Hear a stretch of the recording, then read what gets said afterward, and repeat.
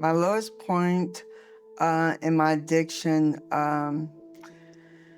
was when I was homeless. I was living in a tent. At one point, I was living in the woods. I was living with an ex-boyfriend of mine, and we were fighting a lot. I gave up. I didn't know what else to do. So I tried to take a bunch of pills to end my life, and then I got really scared. And then I tried to throw it up. I fell asleep in front of a store that me and a couple of other associates had robbed the night before. And that's how tired we were. We fell asleep in front of that store the night after. When I seen my father cry, and he was like, "What are you doing to yourself, son?" I was like, "What you mean, Dad?" He's like, "You're dying." My name is Tracy Jones. Hi, my name is Tiffany Marie Frank. Charlene Josephine Trojanowski. My name's Eric Lloyd. This is my And testimony. This is my testimony. My addiction started when I got married at 19. My husband introduced me to meth, and so I stopped for a little while. I got pregnant with my son, and I stopped doing drugs completely. I think I was probably maybe 8 years old. I was that kind of sister that was like, oh, well, if you don't give me what you have, then I'm gonna tell mom and dad. When my youngest son's father passed away, that's when I started really dabbling in heavier drugs, like cocaine and methamphetamines. I'm gonna be honest with y'all. I'm a mama's boy, and it just when she left this world, I lived with her.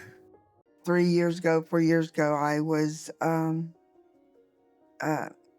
really depressed, suicidal. I got back into doing drugs again, and I lost everything at that point. I was homeless. At the age of 12, I started smoking cigarettes and drinking mixed drinks. At the age of 17, I did meth, and I was doing coke. I started consuming drugs.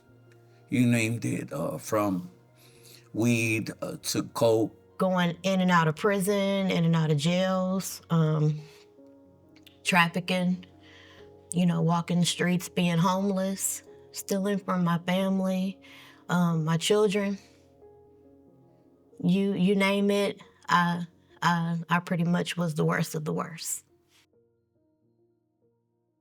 Went to county jail and got sentenced to a year state jail. And the night before I pulled chain to go to prison, Miss Cat ministered to me and some other ladies on that Monday.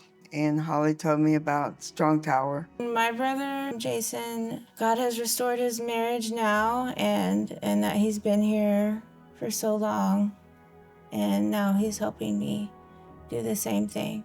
His name's Walter, and his sister. That's the reason I'm here, because of them. I felt like I belonged here because there's a lot of girls that were here that welcomed me in and made sure I had everything I needed. They were godly people, and we talked about things when we got upset or frustrated instead of ignoring it or leaving.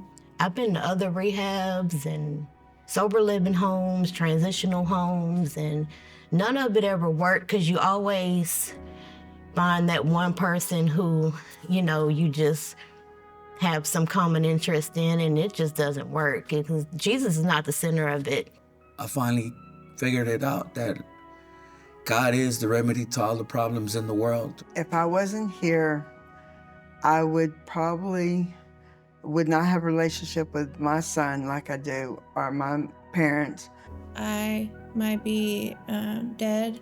If I wasn't here, my daughter Josie would probably be with another family. If I didn't have Strong Tower, I would be facing prison or death. I plan to stay here, whatever that looks like.